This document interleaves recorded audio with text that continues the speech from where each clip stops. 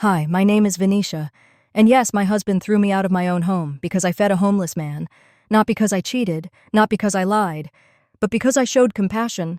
He called me a disgrace, said I was embarrassing our family. Then he froze our accounts, locked the doors, and erased me like I never existed. But what he didn't know was that the man I fed, the one he laughed at, was a billionaire. And when the truth came out, he dropped to his knees. But that's not even the most painful part. Want to know what hurt more than betrayal? The silence from everyone who watched him do it. So, why did I stay quiet? And what finally made him beg for mercy? Stick with me, because this isn't just my story. It could have been yours. Snow had started falling early that December, coating Chicago in a soft, deceptive calm. From my kitchen window, the street looked like a holiday postcard, white sidewalks, flickering Christmas lights on every porch. Inside, though, the air felt colder than it did outside. Hollister sat at the dining table, scrolling on his phone, his jaw tight, the glow of the screen reflecting in his eyes. Our two kids were upstairs finishing homework. I moved quietly, setting groceries down, telling myself to breathe, to keep things even. Earlier that afternoon, I'd stopped at the corner grocery for milk and flour. That's where I saw him. A man collapsed on the edge of the parking lot, half sunk in the snowbank. He looked about 70, thin coat zipped only halfway, his hands shaking as he tried to push himself upright. People walked past, some glancing down, most not at all. For a second, I hesitated. Hollister hated when I got involved with strangers, but something in me couldn't leave him there. I took off my scarf, wrapped it around his shoulders, and bought him a hot coffee from the store. "You'll get frostbite if you stay out here," I said, crouching beside him. His eyes were pale and clear, watching me carefully but saying nothing. "There's a shelter 2 blocks over. Do you want me to call someone?" Before he could answer, a horn honked. I looked up and saw Hollister's black SUV slowing at the curb. His face behind the glass was hard and unreadable. He didn't roll down the window. He just stared, then drove on. My stomach tightened. By the time I got home, the kids were upstairs and Hollister was waiting. He slammed the fridge door as I walked in. "Do you know how humiliating that was?" he hissed. "My wife kneeling in the street feeding a bum like some charity worker? People know who I am, Venetia." I closed the door gently behind me. He was freezing. He could have died out there. "You think you're some kind of saint?" Hollister's voice rose.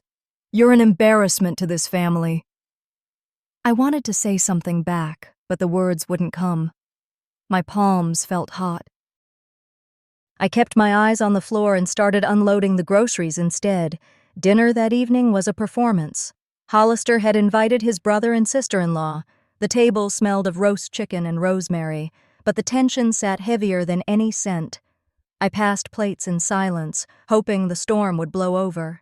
It didn't. "Venetia thinks she's some kind of Mother Teresa," Hollister said loudly, cutting into his chicken. "Maybe she should marry that old beggar." His sister-in-law smirked, eyes sliding toward me. I forced a small smile, the kind that says nothing and hides everything. Inside, something was shifting.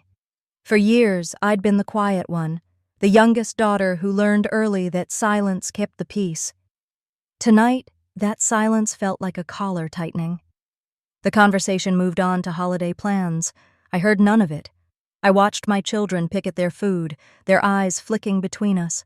They'd seen scenes like this before, but never with an audience. And shame crawled up my neck. I excused myself to the kitchen, carrying plates that didn't need clearing yet. At the sink, the sound of running water covered my breathing. Hollister's laughter floated in from the dining room. My scarf, the one I'd wrapped around the old man, was gone, still with him. A small thing, but it felt like a seed I'd planted somewhere beyond Hollister's reach. I stacked the dishes, wiped my hands, and stared out the window at the snow falling harder now. Hollister's words echoed. An embarrassment to this family. I pressed my fingertips against the counter until they hurt. I didn't know it yet, but that night was only the beginning of my exile. The snow thickened as night sank in. I had just finished folding the last dish towel when the weather alert interrupted the evening news. Lake effect snowstorm expected. Wind chills below 0. Stay inside. Hollister barely looked up. He hated small talk about the weather, said it was for people with nothing better to say. I was about to head upstairs when something made me glance out the window. Near the gate, barely visible under the flickering porch light, was the man from earlier, Marcellus. He wasn't begging. He stood still, hunched against the wind, as if waiting for someone, or maybe just shelter. Without thinking, I grabbed a paper bag, filled it with leftover chicken and rolls, and stepped outside. The cold cut through my sweater instantly. My breath turned to steam. I approached quietly. "You shouldn't be out in this storm," I said, handing him the bag. He looked up, face stiff from the cold but eyes steady. "You shouldn't be either." I smiled faintly, pushing the bag into his hands. "Here, something warm." Behind me the door creaked open. I turned. Hollister stood in the doorway, arms crossed, jaw tight. The kids peered from behind the curtains. "You've got to be kidding me," he said, voice low but sharp. "I told you this morning, didn't I?" "He was standing right outside," I said quietly. "It's freezing out here." "I don't care if it's Antarctica," he snapped. "You really want people thinking you've lost your mind?" I gave him food, Hollister. That's it. His laugh was bitter, forced. "If you love beggars so much, go live with them." He turned inside, came back a moment later with my coat and purse, shoved them into my arms, and pushed past me to open the gate. "You want to play the saint? Do it somewhere else." The door slammed shut behind me. No warning. No hesitation. Just like that. I was outside. I stood motionless, my breath catching in my throat. Snow hit my lashes, sharp like needles. The cold settled into my bones. I turned back toward the house. No one opened the door. The porch light blinked once and went dark. Marcellus was still nearby, now sitting against the tree just beyond our fence line. I hesitated. I didn't want to fall apart in front of anyone, especially not someone who already had nothing. But he looked up and saw me. "You all right?" he asked. I wanted to say yes, but my mouth wouldn't lie tonight. "I just got thrown out of my own house," I whispered. Marcellus didn't react with surprise. Instead, he shifted the thin blanket from his shoulders and held it out to me. "Here. It's not much, but better than nothing." I stared at him, stunned. My husband had everything: warmth, money, security, and he threw me out into a storm. This man had only a blanket, and he offered to share. I sat beside him, pulled the blanket over us both, and the tears finally came. Not loud, not desperate. Just silent rivers down my cheeks that refused to stop. He didn't talk. He didn't touch me. He just sat there, steady, letting me cry until the wind stung less than the ache in my chest. I don't remember how long we stayed there.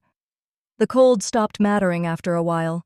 I could hear the hum of traffic blocks away, but it felt like another world.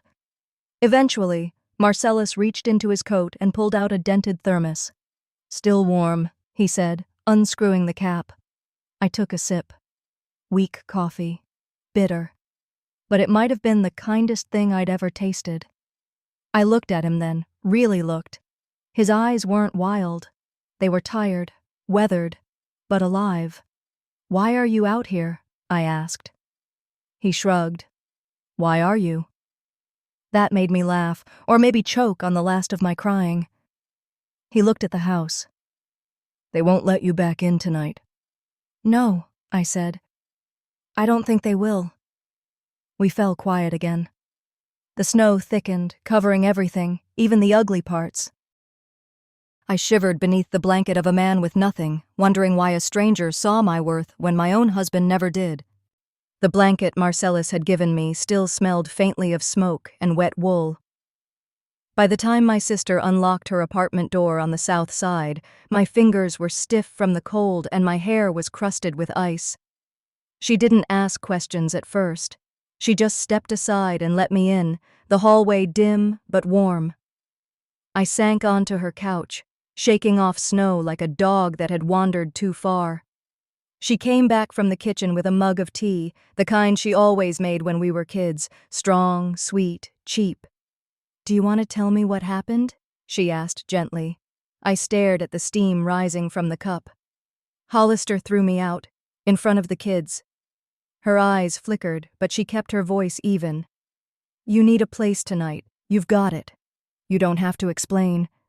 But the words wouldn't stop. They tumbled out, heavy and cracked. "I gave a man food. That's all. And Hollister, he said if I loved beggars so much, I should go live with them."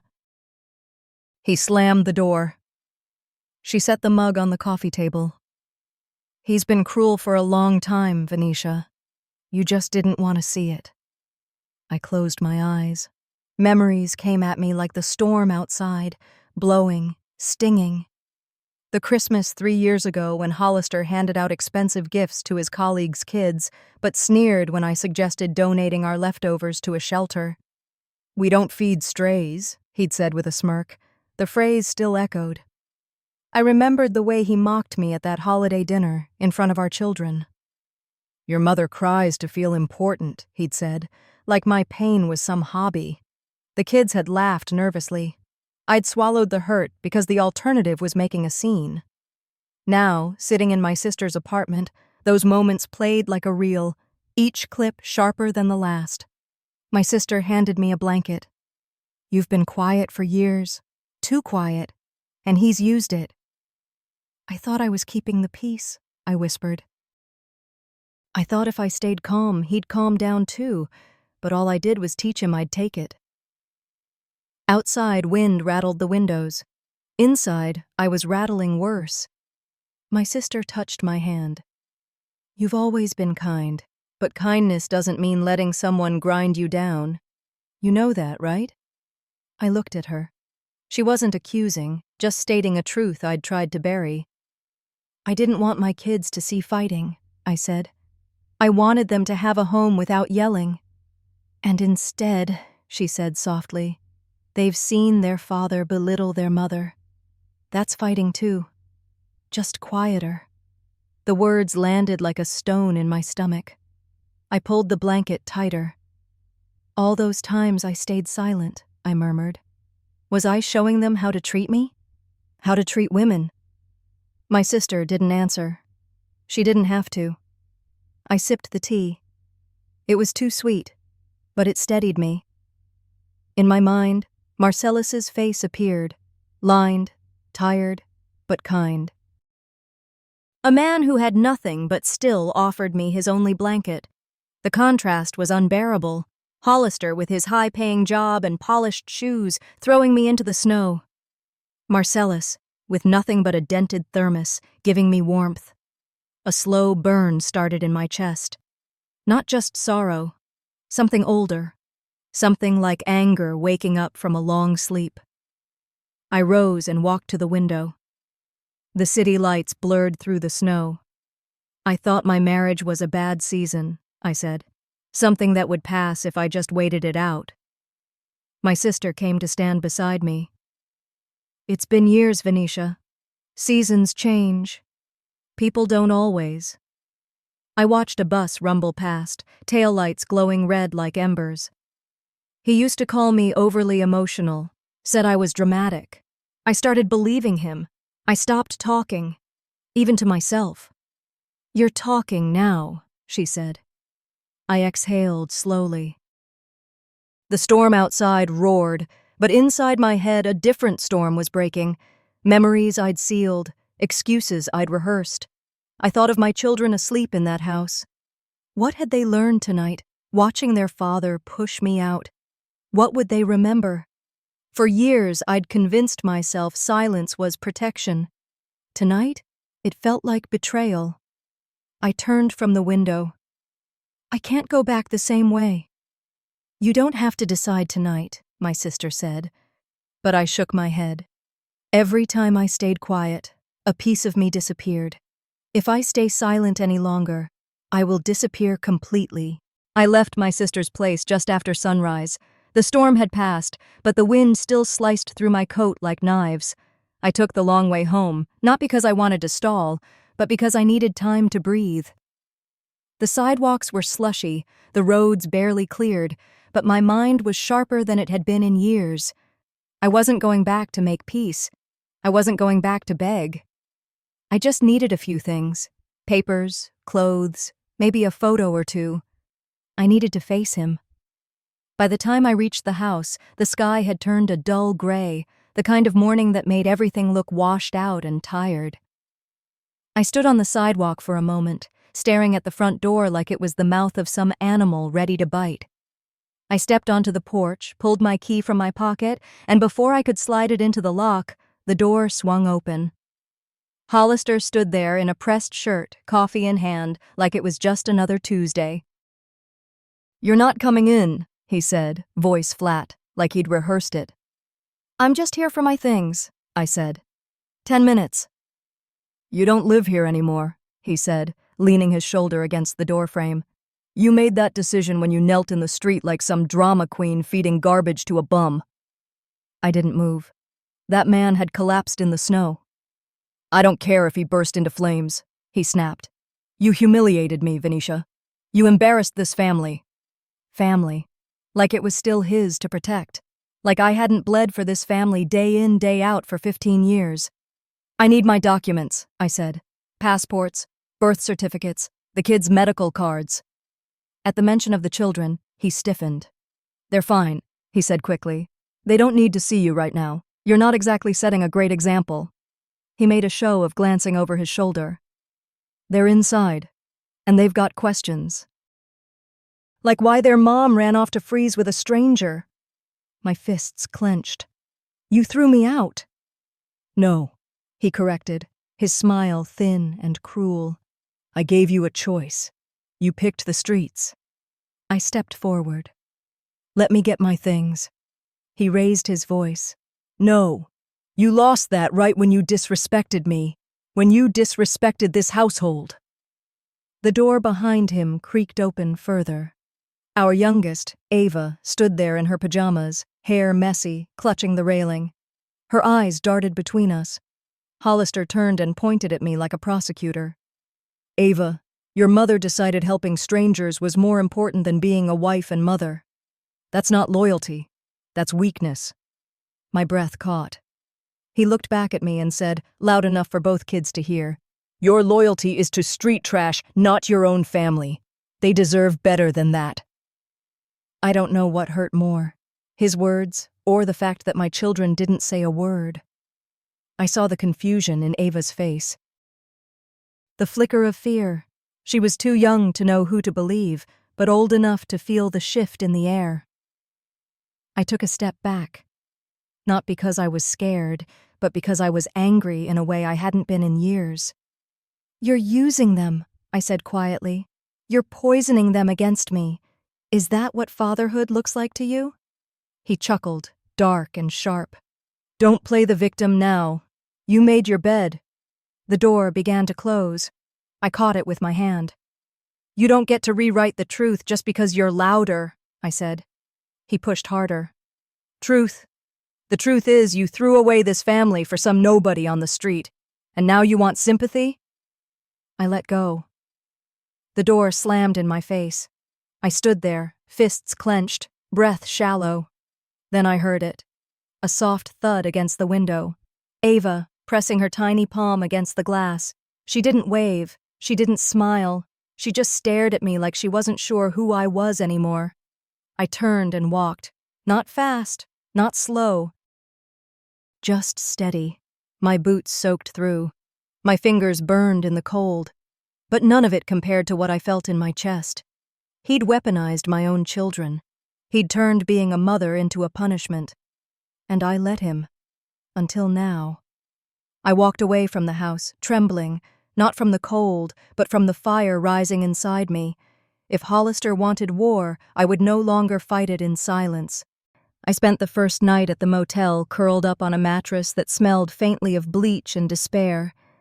The floral bedspread scratched against my skin, and the heater clanked every 30 minutes like it was remembering to breathe.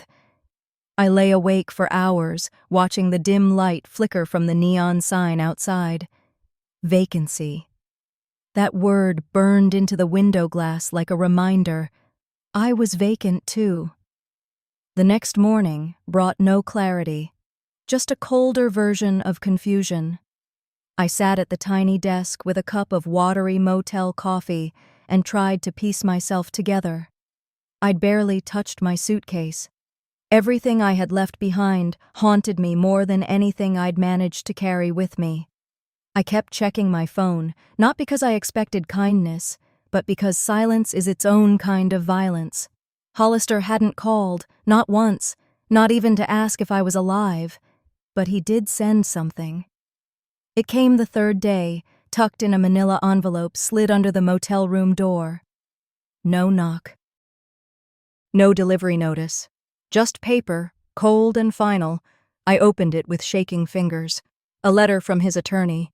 He had frozen our joint accounts, filed an emergency motion, for the protection of shared assets. As if I were some thief loitering outside the life I'd built. There was legal language about stripping me of property rights, about protecting the children, about preserving the family reputation. What reputation? The one he'd shattered every time he dismissed me at dinner, or the one he preserved by throwing his wife into a snowbank? My name wasn't even handwritten, just printed in cold ink like a stranger. I folded the letter and stared at it for a long while, like it might eventually explain itself. The anger I expected didn't come, only a wave of exhaustion that drowned out everything else. I sat on the edge of the bed and stared at the same TV remote I hadn't touched since checking in. I hadn't turned on the television, hadn't listened to music, hadn't even opened the blinds. Then came the text. It lit up the screen with his name, even though I had deleted him from my contacts. "You've always been weak. Don't embarrass us further. Sign the papers." No punctuation, just that. As if dignity was a luxury I was no longer entitled to. And for one brief, terrifying moment, I agreed with him. Maybe he was right. Maybe I was weak.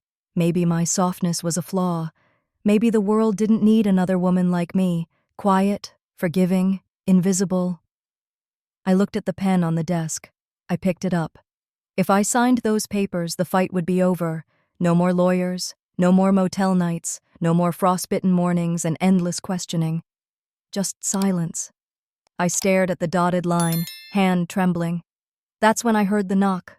Soft, hesitant, not housekeeping. I opened the door and saw Delcita standing there. My daughter.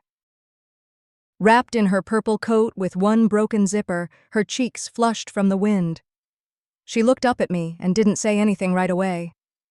I stepped aside, and she came in slowly, clutching a paper bag. "I told Dad I wanted to go to Auntie's," she said, voice quiet. "But I took the bus here." She placed the bag on the desk, then pulled out a folded sandwich wrapped in foil and a thermos. "I didn't know if you'd eaten." It was peanut butter and jelly. Her version of comfort food, the same way I used to make it when she was sick, or sad, or just needed something simple in a messy world. I sat down beside her. She didn't cry, and neither did I. After a while, she whispered, "You didn't do anything wrong." I didn't answer. I couldn't. She reached into her pocket and pulled out a Polaroid, the kind we'd taken last Christmas in front of the tree, all four of us, arms around each other, smiling in wool sweaters. But the photo didn't feel warm anymore. It felt like a costume. "I keep this in my backpack," she said, "but it feels like someone else now." I nodded slowly. Me too. That night, after she left, after I made sure she got safely back to her friend's house, I sat alone in the silence again. But this time, it felt different. I took out the papers. The pen was still there. The line was still waiting. But something in me had shifted. My daughter had crossed a city to bring me a sandwich. She'd seen through the lies. She saw me. That had to mean something. The motel walls still felt tight, and the future still felt impossible. But somewhere deep inside, something stubborn had started to breathe again. With the pen in my hand and Hollister's words echoing, I almost signed my own disappearance, until a message arrived that changed everything. I sat motionless at the edge of the bed, the motel room dim except for the soft, pulsing glow of the streetlight leaking through the curtains.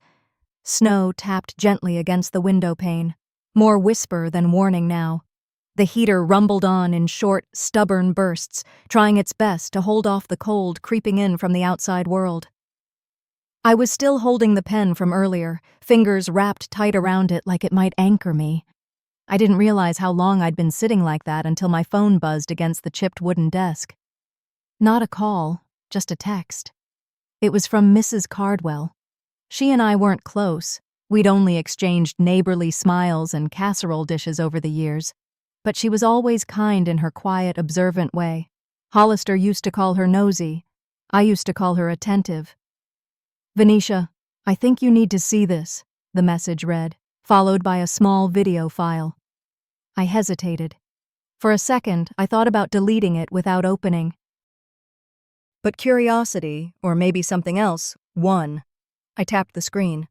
The video looked like it had been taken at some sort of family gathering. I recognized the living room. It was Hollister's sister's house. Candles on the mantel, soft jazz playing in the background, people mingling with wine glasses. My children were there, seated off to the side, quiet. Hollister stood in the center, laughing louder than anyone else, holding court the way he always did when he wanted to feel powerful. Someone off-screen asked about me. I couldn't make out the words exactly, but his answer was loud and clear. "She was never more than a shadow," he said with a smirk. "She's done. Finally." A wave of heat spread across my face. But this wasn't the burn of shame. It was something different, sharper, cleaner. He didn't just want to hurt me. He wanted to erase me.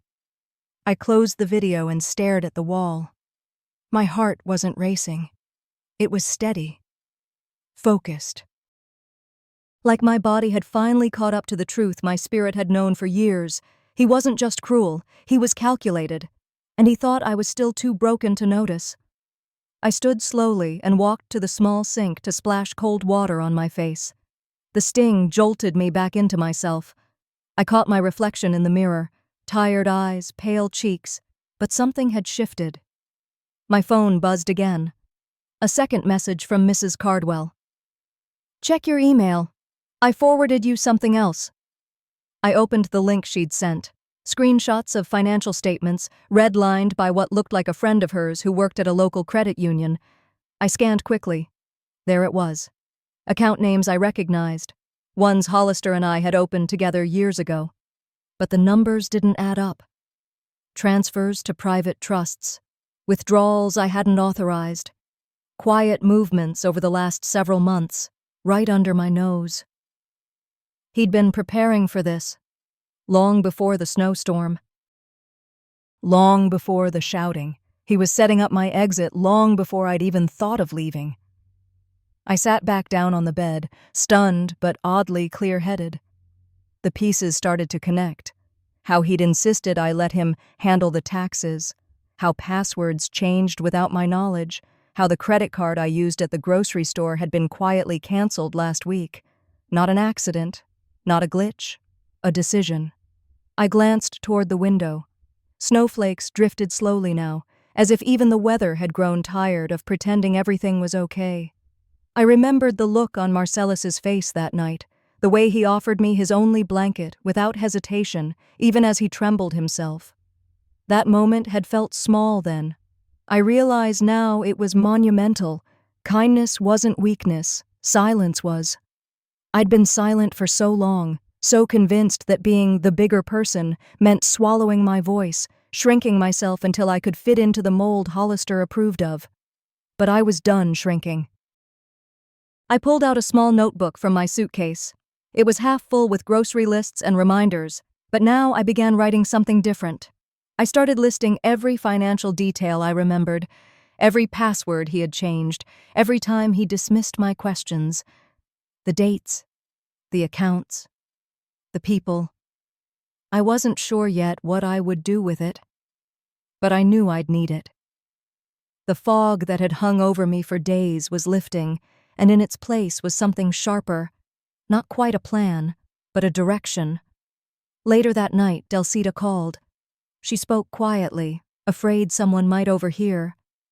"Dad told Aunt Rhonda you went crazy," she whispered. "That you were having episodes. He said you needed help." I sat quietly, listening. My jaw clenched, but I let her finish. "I don't believe him," she added. "But they all do. Everyone's acting like it's true." I swallowed hard. "I know, baby. Thank you for telling me. I wanted to say I love you, and I see you, even if they don't." Her voice cracked, and mine did too. We said goodnight, and I sat staring at my phone long after the screen went dark. He was trying to rewrite the story, and this time, I wasn't going to let him. I reopened the notebook and flipped to a fresh page. This one, I titled, Strategy. It wouldn't happen overnight, and I didn't know all the answers, but I knew the first step. Stop hiding. Stop doubting. Stop handing my voice over to a man who only ever used it to silence me. For the first time, I didn't cry. I smiled, because Hollister had no idea what I was about to do. The next morning came quietly. No dramatic sunrise, no metaphorical break in the clouds, just a flat, gray sky stretched across Houston and the familiar hum of early traffic beginning to stir. I hadn't really slept, just drifted in and out, replaying that video of Hollister over and over in my mind. His words, so smug and certain, no longer cut me the way they had.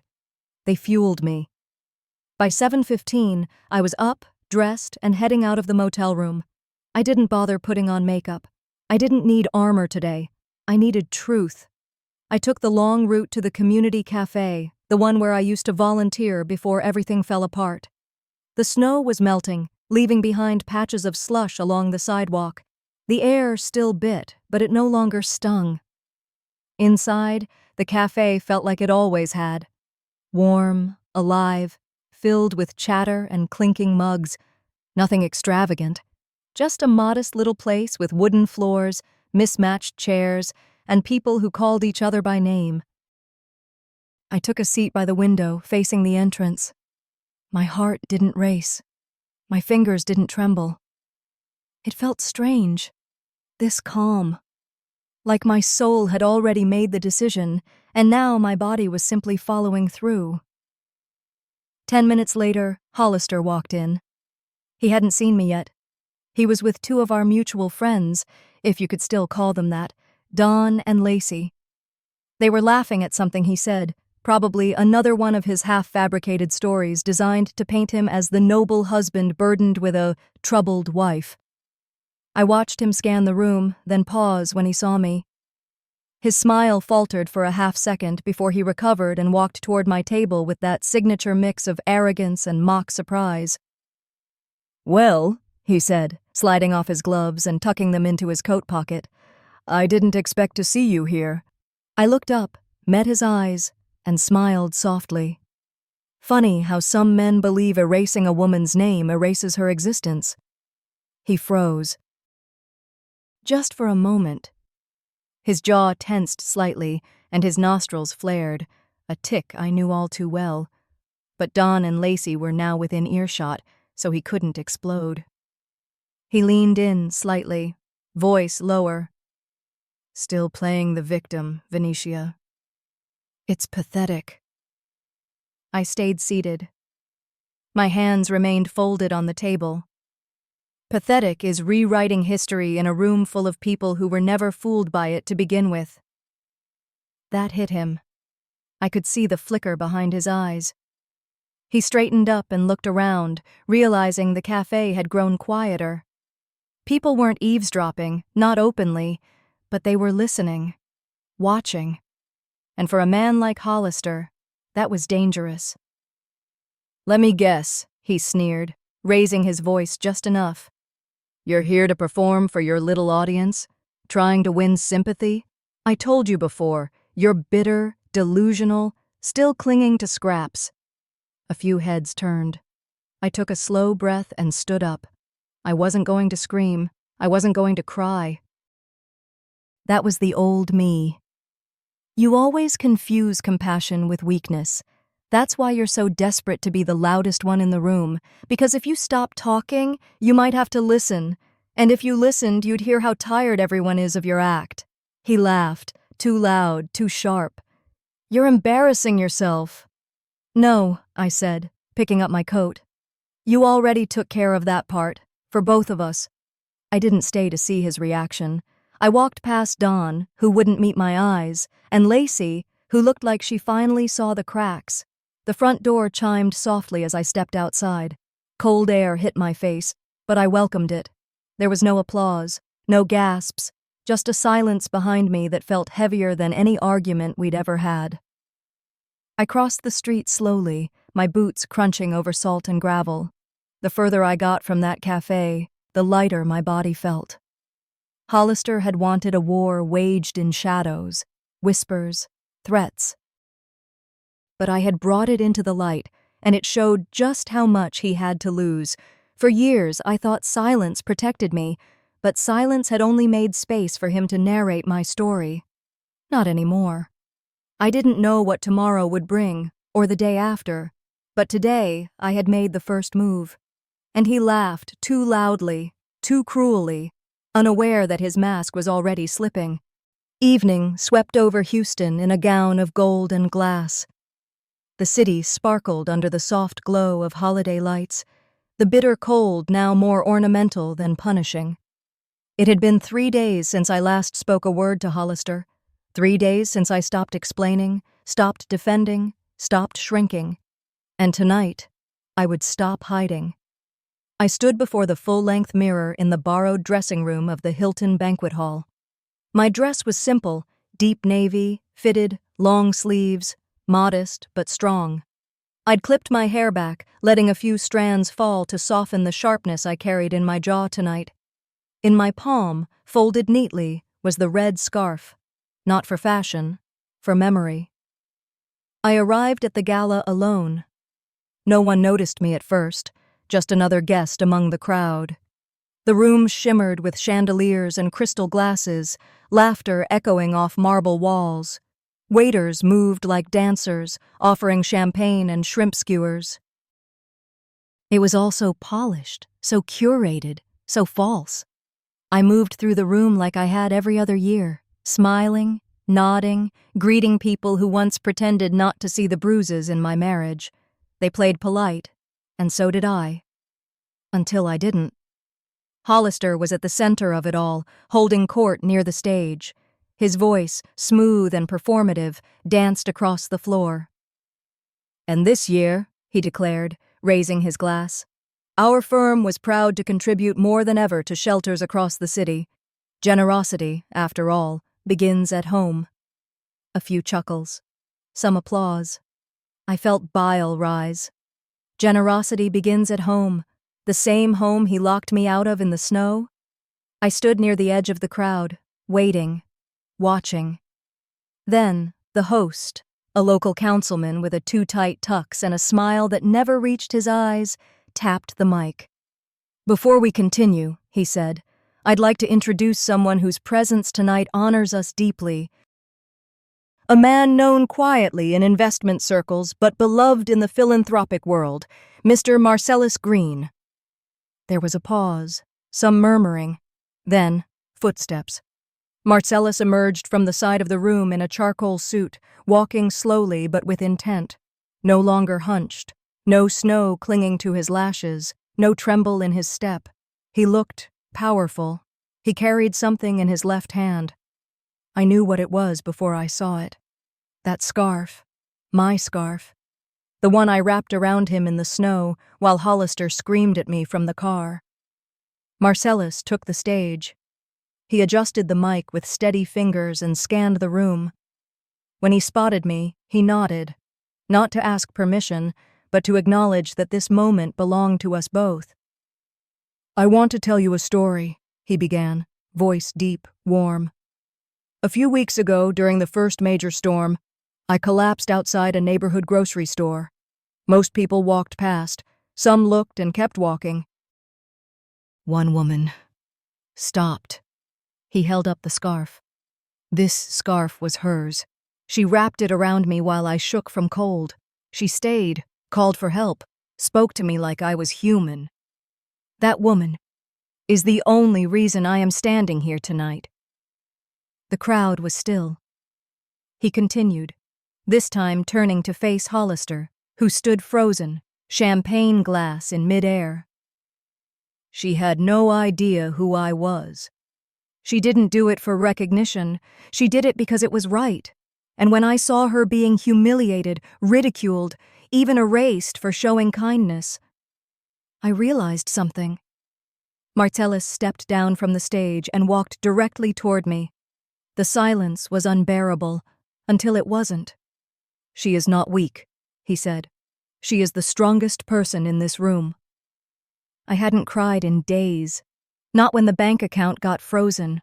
Not when Delcita asked if her father still loved me. But now, my throat clenched. I didn't move. Marcellus placed the scarf in my hands like a sacred object. I closed my fingers around it, slow and steady. He stepped back, and all eyes turned to Hollister. He stammered, I had no idea, this isn't—" But no one was listening to him anymore.